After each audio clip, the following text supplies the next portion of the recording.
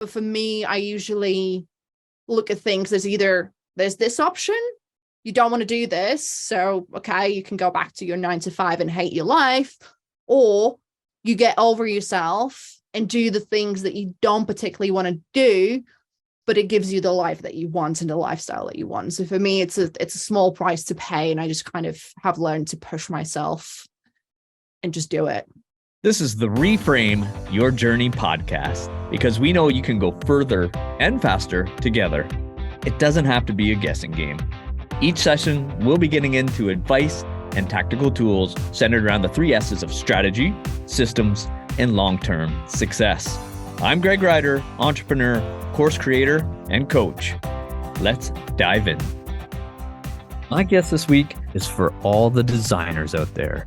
All those who want to be full-time freelancers or solopreneurs or live that digital nomad lifestyle.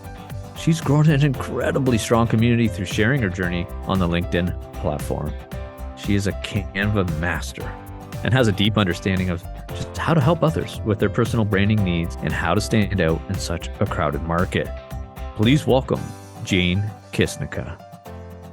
Jane, welcome to the show. This is the Reframe Series podcast, where we are connecting with professionals from all over that are making an impact on the LinkedIn platform and also just to people's lives in many different ways.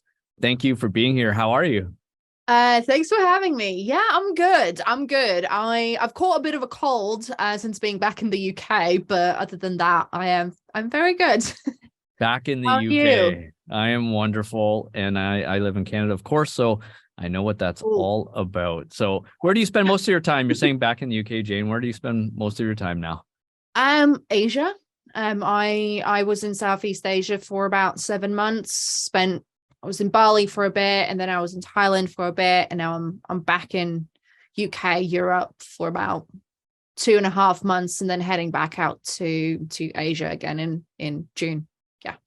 Nice. Well, like I said in the intro, you are making such an impact on the platform and describing your journey for others that are going through, not just other designers that are going through their journey, but other people switching from freelance into freelance, and making those decisions and part of that journey. So would you say that you can connect with other digital nomads, if you will, that are out there trying to pursue that life? Would you say that you can relate to the challenges they go through?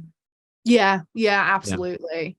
Yeah, it's like traveling and all is great, but I've realized because when I was in Bali, I did a lot of moving around, like from one area to another every couple of weeks. And I found it actually really, really hard to combine it with work, because you kind of, every time you move to a new place, you have to like find the supermarket, find the gym, find the whatever, figure out the area. And then sometimes the Wi-Fi is really crap in wherever hotel or apartment where you're staying. And it's just, there's a lot more that you have to juggle when you travel and also work full time than when you're kind of just set in one place and you kind of have everything sorted and you know where everything is, how everything works. So yeah, for sure.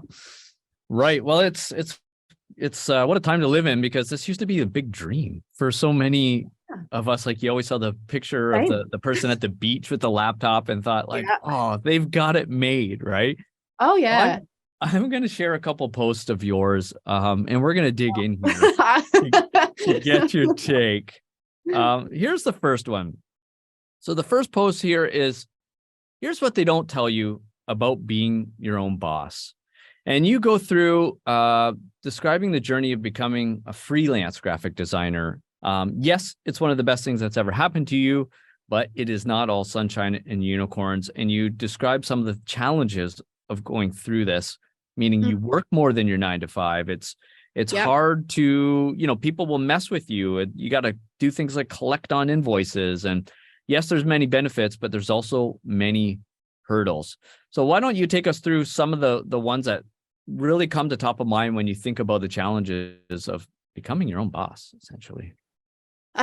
Well, one of the biggest ones is you can't switch off, at least not in the beginning when you first start out. I would say probably the first couple of years, until you build up the client base and you put up the prices where you can work less but charge more, and you have the systems in place until all that happens, and obviously until you can start hiring support. Like I hired an accountant this year that's set me up, and I have that support. So now my invoices and everything takes like 2 minutes instead of 10-15 minutes, because I had to like manually create them and write everything and send them. And, so I've kind of taken that off. But it is, you work a lot when you first start. It's from early morning to late nights. You work weekends. You want to make people happy, so you take on more work than you can actually cope with. I still do it. I haven't still learned the lesson. I'm still like, yeah, it's fine, I'll do it. And I'm like, oh, it's Thursday and I still have like 5 projects to finish. Right. Yeah. But yeah, I think that's probably one of the hardest things, because there's so much you have to juggle. And it's not, for example, I sometimes spend 3-4 hours of my day just doing admin, invoicing, responding emails, dealing with LinkedIn, get phone calls, getting on calls with clients, because each phone call will be half an hour, 45 minutes, if not longer sometimes. So that all takes up a lot of time. And then you still need to find time around all of the admin and all of the other stuff. Yeah, the actual work has to get done. Yeah. So sometimes I'll look at the clock and it's 12 in the afternoon and I'm like, I haven't even started doing any design work, because I've just been sending invoices and following up on invoices and chasing people for feedback or for assets or for whatever. So there's a lot when you go out on your own. There's a lot of things that you have to manage on your own that you don't have to deal with, obviously, when you work somewhere. Yeah, absolutely. Yeah. And I can 100% relate, growing a digital agency as well, and I'm wearing the operations hat. So yeah, it's a lot, and I'll often still PM projects here and there to stay in the pulse of things, and it can be a lot. And I saw a post yesterday about, am I self-employed? Am I a freelancer? Am I a business owner? There's sort of some of this debate going on, like, what do you call yourself? Because like you're saying, you're a designer, but you're also now having to do all these other tasks. Yeah, I sometimes wonder as well, kind of like, I guess based on paperwork, and officially I'm like a freelancer because I'm not at a stage where I need to register for VAT and all that serious company stuff. So I am technically, by law and whatever the UK tax people say, I'm a freelancer. But at the same time, I am also a business owner, because the freelance work that I do, like, I still have to do all the businessy stuff. I have to network, I have to get work, I have to answer emails. It's not just like I, let's say, work for an agency as a freelancer and they just send me work. I still have all the businessy stuff that I need to do, paying tax and keeping track of my income and expenses and all that. So I'm a freelancer, but I'm also a business owner. It's a lot of hats. It's all kind of intertwined, isn't it? It really is. It's a lot of hats. And it's nice to see the community is growing around it, because it can be a little lonely at times, right? Like it can be a little tough. So what's something that you're creating a great community on the LinkedIn platform? Like, where are you finding the people to talk to that can relate, that LinkedIn, care to listen, or like, yeah. I do all my work. I don't use any other social media platform for business. I just use LinkedIn, and I've connected with a lot of people who are going through the same thing and are also either freelancers like me, who are doing everything on their own, like sort of in the first stages, or they've been doing it for a couple of years and they actually have a small team around them. So because everyone goes through the same stuff as I'm going through when you start doing this, slightly different things and variations of whatever, but it's the same journey, right, in one way or another. And I just I've found a lot of really good friends and connections on LinkedIn that I've also met in real life when I'm traveling around the globe. There were people in Bali that I was meeting up with all the time when I was in Bangkok. There were constantly people flying through Bangkok who I've been friends with on LinkedIn, and then kind of turned into a real life friendship because we met up and went for dinner or whatever. So yeah, I just kind of need to find your people that you can talk to, and I have managed to do that. When I first started out, it was very lonely because I didn't really have friends around me who were doing the same thing, so I was on my own. But as time went on, I kind of started building these relationships with other freelancers and small business owners, and kind of built that connection community. So it helps. It sure does. And, it's been great seeing you find your voice on the platform. And that can't always be easy either when you come from a place of, with these self-titles of introverts, but I come from that spot as well. So I'm sharing a post here of yours around National Introverts Week, where you're busting some misconceptions around being an introvert. People think we're shy or antisocial or unable to be a good manager, business owner. I know it's something that I've had to overcome too. I was always very, very quiet, but how are you working through that now? Like, how do you feel as you've found your voice or still finding your voice on the platform and growing such a great community, or challenges in the past versus what you're seeing now?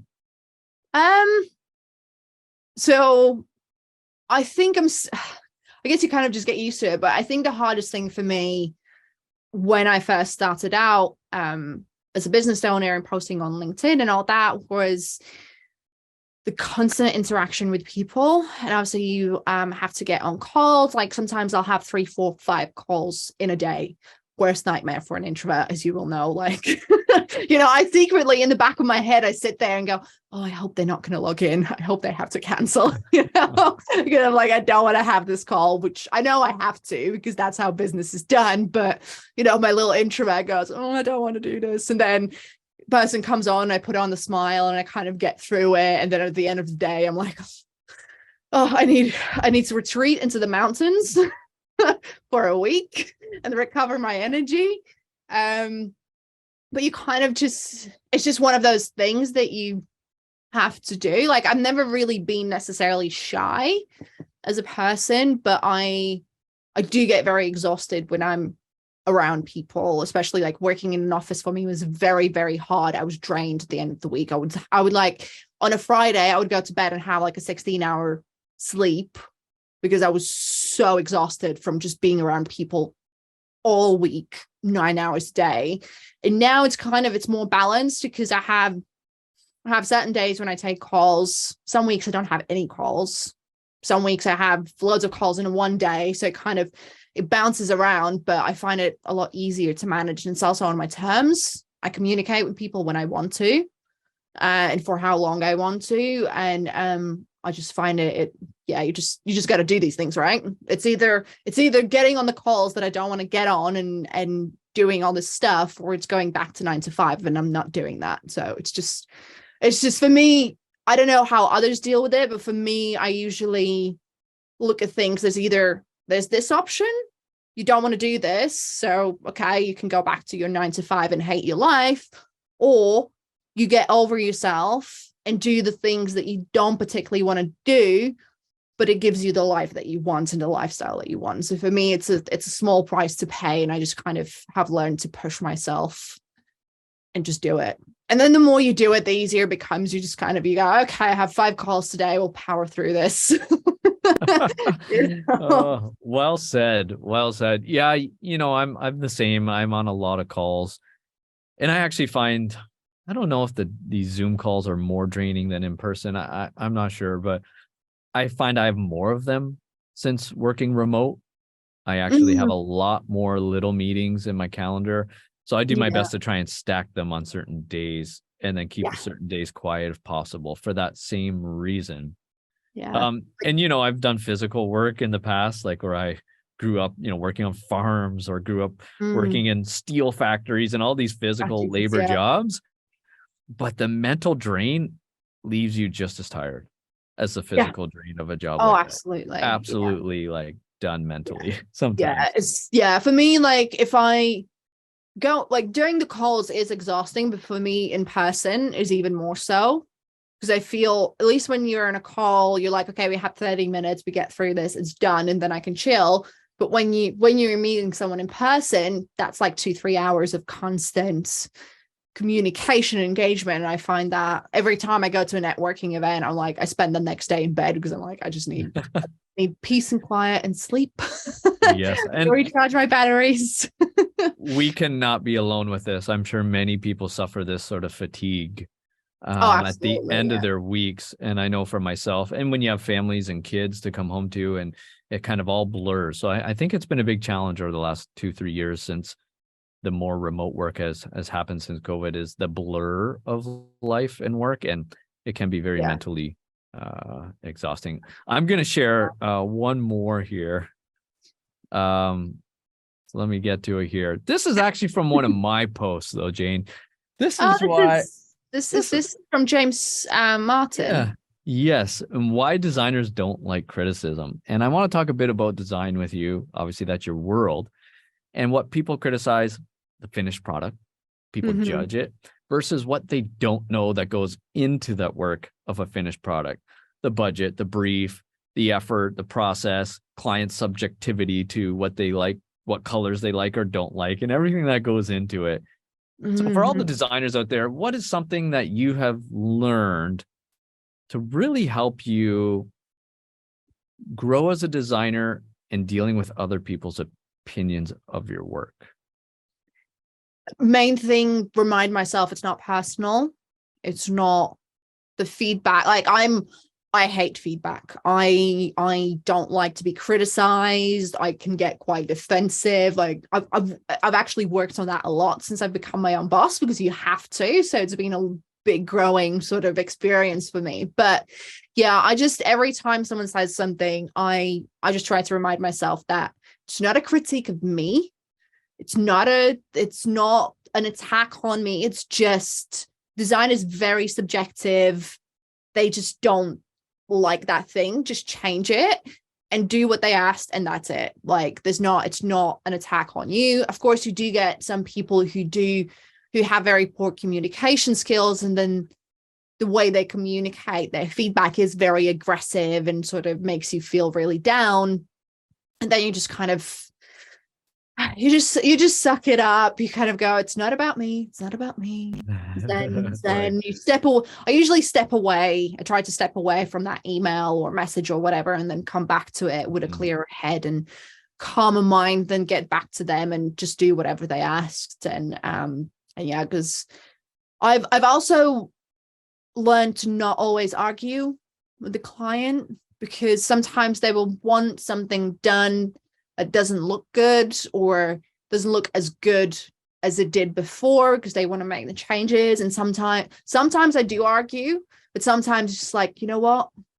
It's just, this piece is not going to go on my portfolio. And just to keep the peace of mind, I'm just going to do whatever you asked and we'll move on. Because you can sometimes, you can, when you deal with the client, you can tell if they're actually going to listen to your feedback, or they're just going to go, no, I know better. This is what I want. Do as I say. And then with those type of clients, I just go, you know what?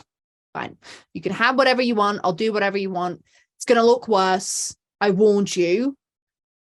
But let's just, yeah, this is my opinion. This is what I think about it. But if you don't agree, I'll just do whatever you want. And it's, yeah, you just need to learn to get over yourself and not push your agenda, and just let it go sometimes, because it's just easier. And that's so hard when you put in effort and you care about your work. And it is. I just have so much respect for designers. I've been working with designers for a decade now in the digital agency space, and just so much respect for that. I'll never forget, Jane, we had a project once, and there was about $100,000 of budget to redo logo, colors, like some branding work. And it was just, we couldn't hit the mark. We could not get that logo right no matter what. They were a cybersecurity company, and they had this really old bird logo that didn't make any sense for their company. And we put everything in front of them. Sketching. We had to go back to sketching. Then we'd finesse 3 or 4, get it down. No, back to sketching. And eventually they just went back to the bird, because, the owner just had it in his head. The bird was what it was. And, $100,000 later to go right back to the bird. So I have so much respect And I always cringe if I see like a version 6 or a version 7 of something. I'm always like, oh gosh, that's got to be some tough, point you just stop naming them. It's just copy of copy of copy of copy of copy. But yeah, I think you have to be, some of the things that I have learned that are very important to make my life easier and the client's life easier is do not budge on the brief. Have a very detailed brief, what you want from them, what they're supposed to provide, and make it clear that if you don't provide that, I won't be able to finish work. Or if they can't provide what you asked for and you need to work on that, charge them more, obviously. And just if the client's really horrible, fire them. Right. Yeah. Like, sometimes when it's not worth it, because if you feel that you, like with this client that you explained, right, if you get a client like that's not happy with anything and they can't even communicate what they don't like, why they don't like it, whatever, sometimes it's worth to just fire them and take on the next client than spending hours and hours and hours of trying to make it work, because it probably won't work. It's just not clicking. So yeah, there's a lot of compromise, I think, that you need to make when you're a designer. Obviously, the bigger you grow and the more your brand grows and your skills grow, you can become a lot more like stricter and everything. But when you first start out, there's a lot of, I think, compromise that you kind of have to make with your clients and with the work and all that. So well, thanks for sharing it. I know it is tricky starting out, and the goal is to get to that point, right? Where either you're selecting your clients, you get a little bit choosier. Maybe you start to be able to niche yourself in the industry that you're excited about. The goal is to get there, but it's not always easy getting there. Jane, one more question for you. Let's talk about the positive side of design. What lights you up now? Like, what do you get excited about? Is there a certain type of project you get excited to work on, or, does everything just fuse from your life into your work, into your design? Like, what lights you up? So I love designing. Some projects, I don't care if it's a brochure or logo design or a banner or whatever the project would be. It depends on the branding and the person that I'm working with. Sometimes people come to me and I'm like, oh, this is going to be really hard and really horrible. I'll make it happen. But like the branding is so bad that this is going to be hard and I'm not going to enjoy it. And then sometimes you have brands or people or solopreneurs, whatever, come to you and they have like really cool colors and fonts and really fun branding. And that really lights me up when I get that fun branding to work with, where I know I can play with my creativity and make something really cool. So yeah, I haven't quite like decided what it is. Like if I had to niche, I don't know what I would want to niche into, because I kind of like doing different things. And I feel it keeps me entertained because I get bored really fast. So it keeps me on my toes. I feel like it keeps me challenged and entertained working on different projects with different clients and designs and branding and whatnot. So nice. Yeah. Well, your work is amazing. For anybody that wants to look you up, I know LinkedIn is a good spot. Yeah. Some of the carousels I'm seeing you putting out there and your work is phenomenal, Jane. And just the movement and voice you're sharing. It's great to see your impact. Is that the best place for people to find you, or where's the best place for people to? Yeah, LinkedIn. Yeah. And you can, through my LinkedIn, you can also get to my website and get my email and everything. But I'm very active on LinkedIn, so that's definitely perfect. The best place. It'll be in the show notes. People can find you. Jane, thanks so much for showing up, even that you're not feeling the best today. So hope you get feeling better and all the best. Have a great day, Jane. Thank you so much. Bye. Thank you. Thank you for listening. I hope you enjoyed it as much as I did. Be sure to check the show notes for a recap of the lessons so you can reference them as you look to apply them to your journey.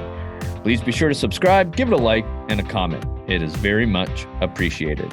Have a great day, a great week, and let's go and grow.